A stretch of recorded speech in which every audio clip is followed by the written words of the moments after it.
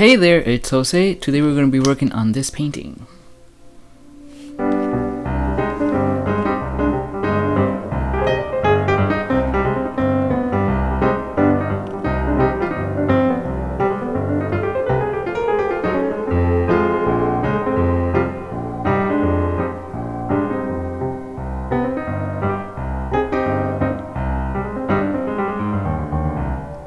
Alright, I drew this on acrylic paper and I'm using the Liquitex Acrylic Basics. Starting with the background, I'm painting it all black because that's the color it's going to be, and it allowed me to keep an eye on how dark I make the shading. Now here are the colors I'm going to be using. I have the red oxide,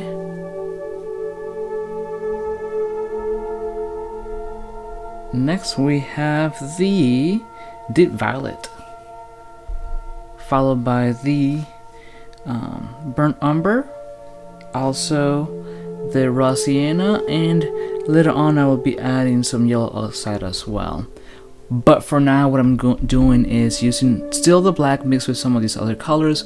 I'm going through and filling all the shading that's going to be throughout the body. The lighting in this is a little bit different, so I'm going to also be adding some green with the very long name and some primary blue. Talking about the lighting, there's two light sources, one blue light and one red light coming from the left and the blue light coming from the right. I also want to give thanks to the person that allowed me to use this picture for a painting. This is not my design. I was in this picture as an example, and this will be posted in my Instagram, so you can look at the person that sent me the picture and some of his work. So going through, I'm getting some midtones and some highlights. As you can see, it is starting to look a little weird, and it does for the most part, but I'm following a picture as a reference, so I just need to keep an eye on that and keep an eye on the future of the painting, how it will take shape. A lot of the times you kind of get to a place like this. Now I'm doing some of the highlights, and I'm using fluorescent red, I'm using primary yellow, some white, and I'm still using some of the previous colors we discussed, including a lot of the yellow oxide, to start bringing in some lighter tones to the color and give the body more definition.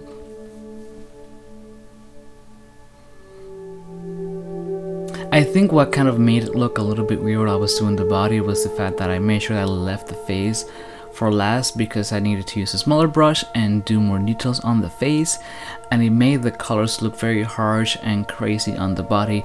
But it's supposed to, like I said with my previous art video where I did my self-portrait, I've been playing around a lot with lighting and how different light colors and shading affects what skin tone looks like, because I've always done skin tone just like you would, just with regular lighting, but I've been trying to push more, and I feel like it allows for me to experiment more with form and shapes and muscles and just the body forms if I'm able to use shading and lighting in more interesting ways like that. So little by little I'm building on. I'm using a lot of water.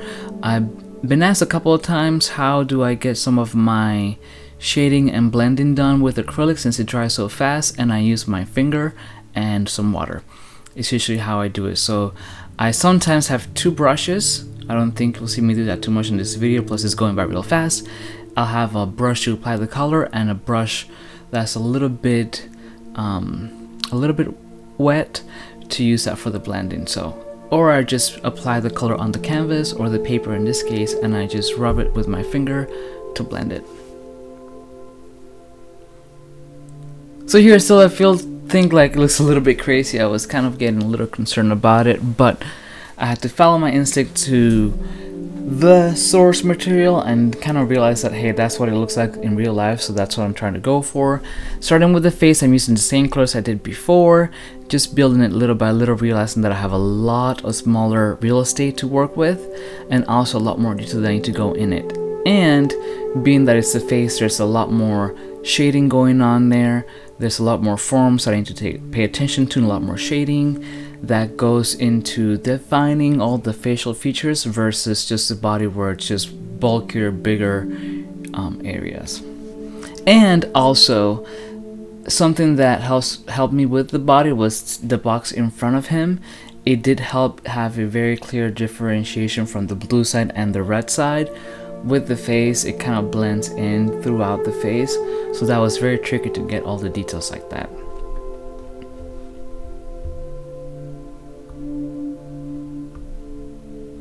For a while I was pretty concerned. I wasn't too happy how it was turning out, but I think once I added the lips, it made a little bit more sense, like it looks right here, and it allowed me to kind of have more of a focus area. Normally something like this I will leave out the background, but the reason why I did the black first, like I said at the beginning of the video, it really gave me a point of reference because I had some white and some black surrounding the figure, so it really allowed me to really play with how dark I took the shading and how light I brought in the highlights. One of the issues I find that I have the most when it comes down to doing shading is knowing how dark to take it or how light to bring the highlights in. I always been told over and over again, you hear everywhere, don't use pure white as highlights and don't use pure black as shading, because it kind of really takes away from any realism that you might be applying to the painting or the drawing itself. But having that black background really helped me push the shading pretty dark, but if you pay close enough attention, it is not pure black precisely. Now to the hair, and before I do the hair, I go back and I reapply some black around the figure to get everything shaped correctly. And there's a couple of spots I missed on the top, so I added more black up there too.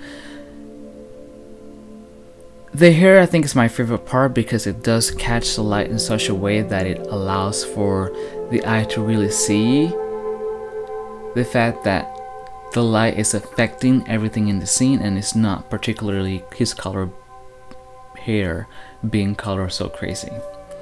Now I'm going back with some light blue permanent, and I'll be using that to create the color in the front of the box. I'm mixing that blue with some white and some of the other green with a long name in front of it. Now going back, adding some more primary yellow and some yellow oxide. I have to think about having the reference pictures always well for a project like this, because the light's not only affecting the person and the skin tone, the box in front of him is also being affected by it. So obviously we see the front of the box, we can tell that the box itself is yellow, but the light's so harsh and so strong that it is changing the color. And then also have to think about, as a study, this really helped me show how, by looking at the original picture, how much of the reflection of the colors around the box really affected the way the box appears in the picture.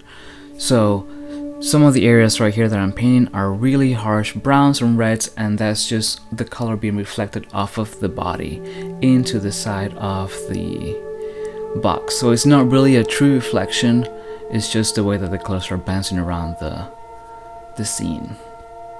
And just putting on the last finishing touches and signing it at the end. And here is the finished product. It's a little stuck, so here I wiggle it loose, and here's the finished product. Overall, this took me about 3.5 hours, I'm going to estimate. Of course, I left some time in between to dry certain areas, but I'm pretty happy how it turned out. Let me know what you guys think. Thank you so much for watching. Have a good day. Bye. Thanks for watching my video. Make sure to like it, leave a comment below, and for more art related videos, go to my channel and subscribe.